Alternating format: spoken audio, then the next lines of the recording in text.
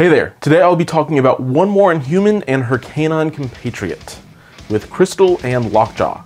My name is Nate, and welcome to the Gamers Guild.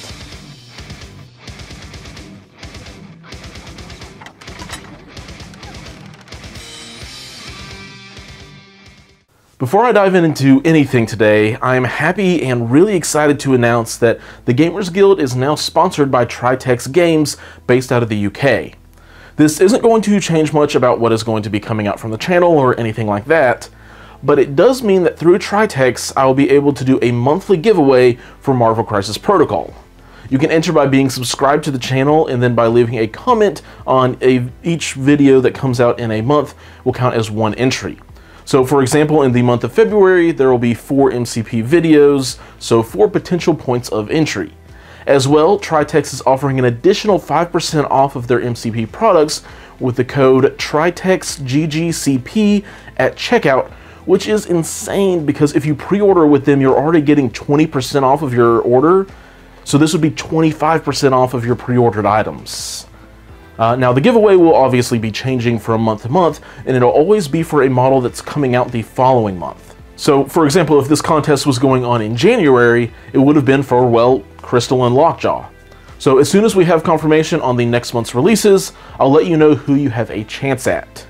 And on that note, let's talk about some more Inhumans.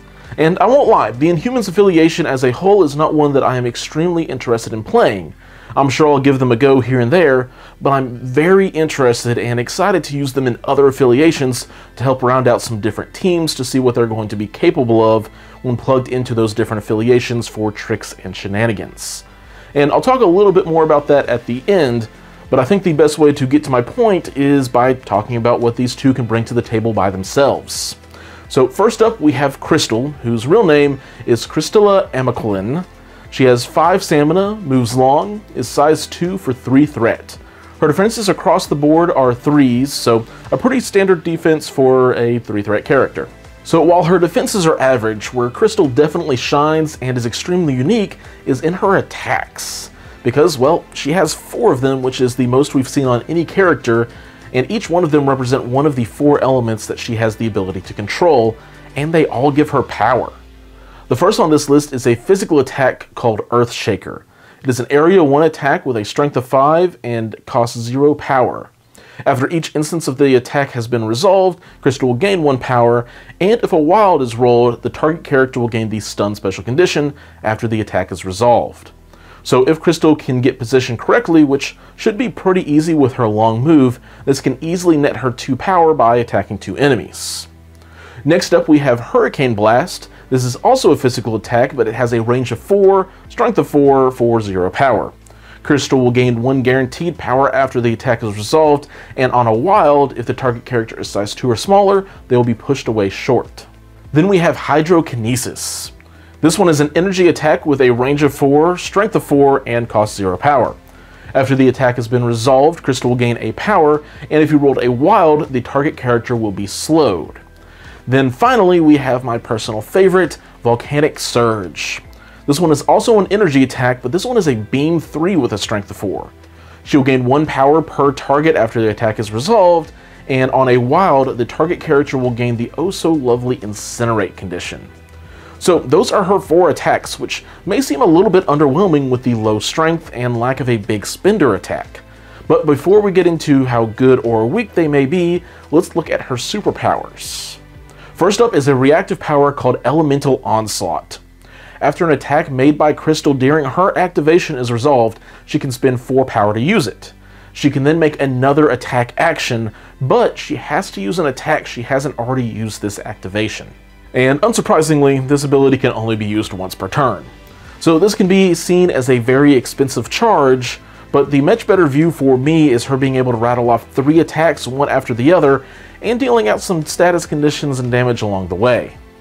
Her next power is also something brand new being added into the game, and that is her innate power, Elemental Empowerment. It says that enemy characters performing a shake action while within range 3 of her may not remove the Incinerate, Slow, or Stun special conditions. This makes her a very interesting new piece to add to status condition focused lists, where all of the status conditions she can hand out will just not be going away unless you have to back away from her first. And really, this is potent on all fronts. The slow move just won't be coming off because she probably is going to be close enough to them that that slow move isn't enough to get away. Then the stun and incinerate conditions are going to be ones your opponent will want to shake off quickly for the sake of their own characters if they are in a fight, and leaving them on their own could spell their own doom or give up on any potential for a comeback turn by losing out on all of the power from stun. Crystal also has access to the Inhuman innate superpower that lets her reroll one attack die or defense die per roll, which is a great ability. She also has the flight keyword and is immune to poison. It is worth noting here that there are no changes on her injured side other than the continued awesome art going for her full avatar state.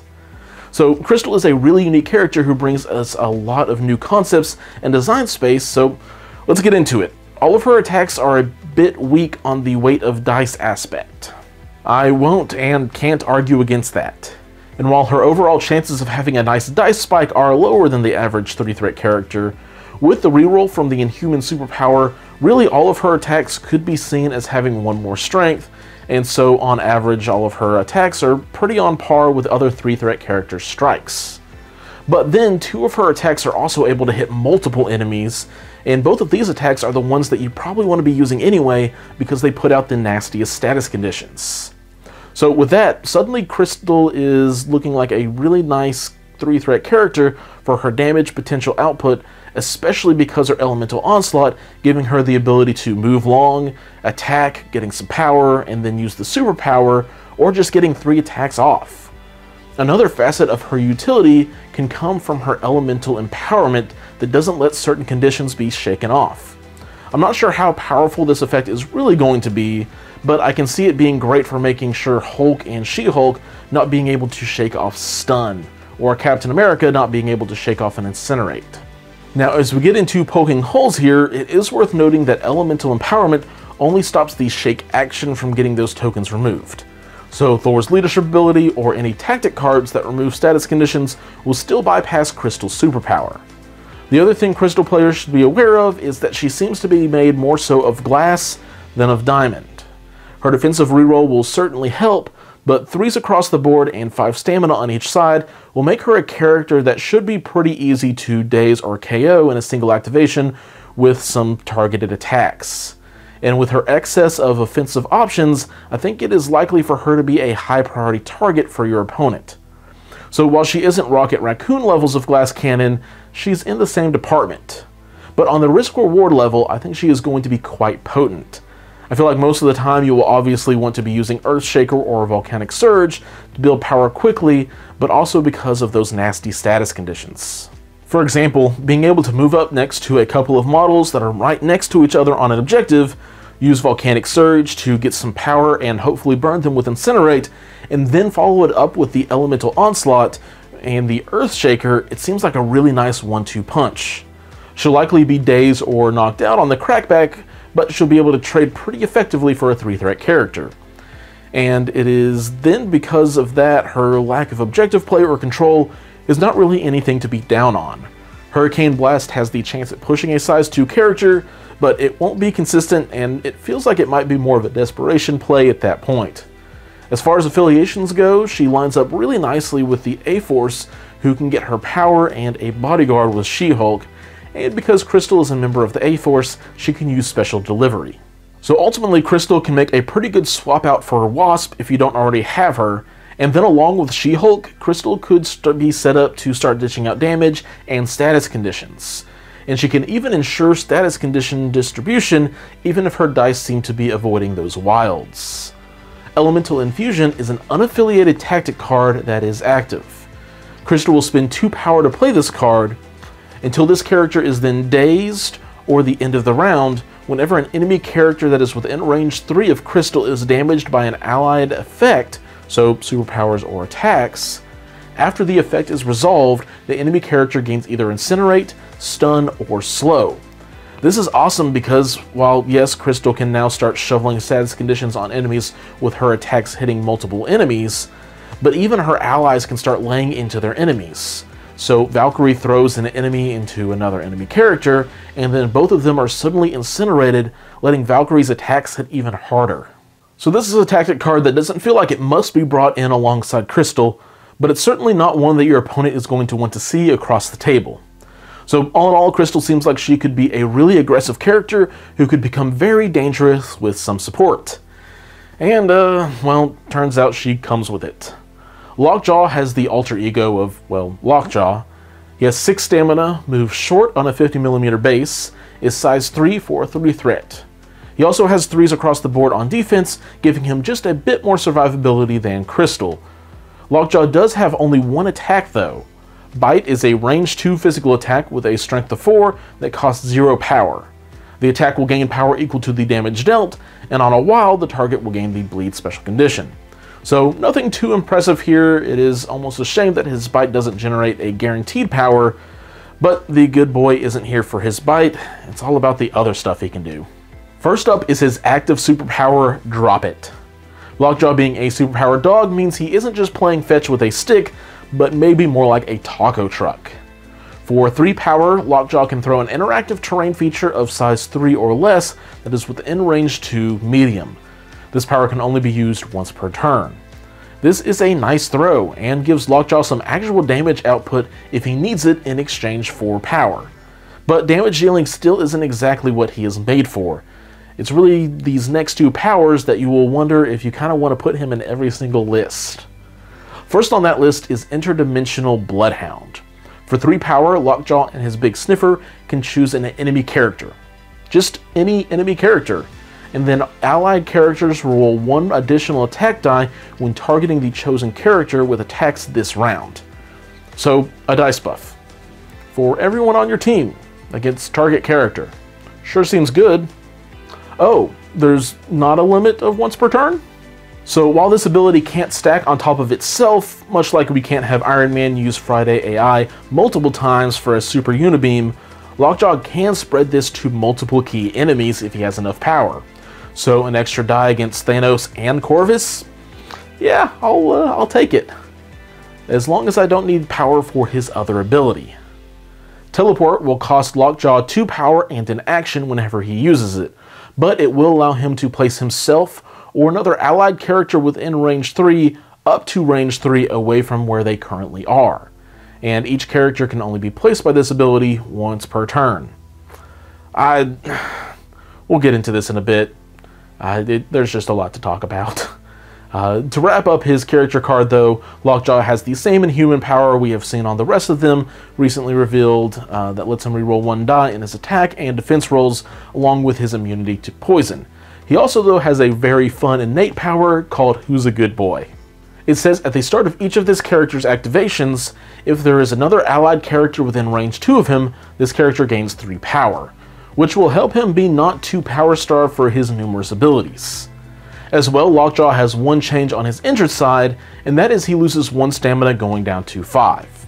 So with Lockjaw and the numerous things that he will be able to enable and do himself comes a new question that we were last asked back in September with Wong's release.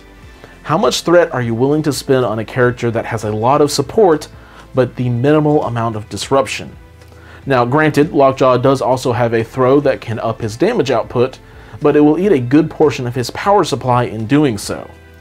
If we are to break down the good and the bad, I'll start with the bad because it's pretty straightforward and currently quantifiable when compared to what his good could be. He moves slow, his durability is only just above what Crystal offers with 1 extra health, and his ways to interact directly with an enemy model are minimal.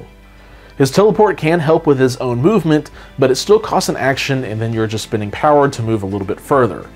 His durability is okay, especially since he is a character who I just don't think your opponent will be targeting down unless there just isn't another viable target, because the less power this pooch has, the better off your opponent's going to be.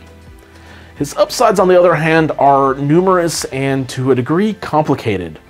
On round 1, Lockjaw should activate with 4 power, which means he can then catapult 2 characters up to range 3 of the board, which is basically a free medium move. This is going to open up so many turn 1 charges, herb plays, and other things that I have no full idea of the extent of just how powerful it's going to be. But I do have a few top plays that come to mind. Moving Thor up in Avengers for an easy turn 1 for Asgard, moving MODOK up after Red Skull has already done so for a turn 1 double tap from the giant head, and then you can even move up 2 characters, both a Flyer and She-Hulk, for a really deep turn 1 special delivery. Enchantress stealing your opponent's anything, this ability is just so good. As well, if Lockjaw ends up just having to sit on a point, he can use his attack buff from anywhere on the table. Granted, without someone to keep him company, his power generation becomes a problem, but he will still have uses wherever he is on the board. But all of his powers and abilities come at the cost of a Valkyrie, a Shuri, and so on. As well, you'll need a plan to make sure he's pulling his weight past that opening round. Now, with all of that said, I'm very interested in what he is going to be capable of and how often he is used and what he is being used for. As far as affiliations go, I think Lockjaw can pretty happily go anywhere you want him. And he would also probably appreciate any extra power that can be thrown his way, like in the Brotherhood and A-Force. Magneto certainly would benefit from a turn 1 push up the board, and Lockjaw can throw terrain, which is in line with what Magneto wants out of a teammate, even if Lockjaw won't be doing it too often. Now, Lockjaw also has the dedicated Team Tactic card, and I have to say, Ghost Spider is probably a little bit jealous of this one. Last Minute Save is an unaffiliated reactive Team Tactic card. It says whenever another allied character within range 3 of Lockjaw would be KO'd, Lockjaw may spend 3 power to play this card. That allied character removes 1 damage and is not KO'd. Instead, place that character within range 1 of Lockjaw. If you are playing a secure scenario where you know you just won't be leaving Lockjaw behind on a back point, just bring this card. A size 3 bubble of protection is crazy, and it'll either force your opponent into attacking Lockjaw and giving him some power to work with, or your opponent will just have to hope that they have a way to finish off their target even after the save effect has happened. So I think both of these characters are going to be bringing in new elements to the 3-threat spot for probably several different rosters. And I am interested, which of these 3-threat characters do you want to put on the table more? Let me know down below, and hey, that's an entry to win one of next month's models releases. Real quick, before I close, I want to say thank you to all of the members of the Guild Hall. The growth over these past few weeks has been crazy and humbling beyond belief. I've actually had to limit the newest tier to a certain number because it is a bit more time intensive than I had expected to make those custom tokens. But seriously, to those who have been supporting me and what I'm doing, thank you. If you are interested in supporting the guild further, please check out either the Patreon link down below or shop at Tritex Games' website and use that promo code for an extra 5% off, which saves you a little bit of money and lets them know I sent you that way. It will especially help with some of those upcoming mutants we have on the horizon. If you have any questions, feel free to reach out to me at one of those links down in the description, whether that's Facebook or the email address. And as always, thank you all for watching, and until next time, keep on gaming.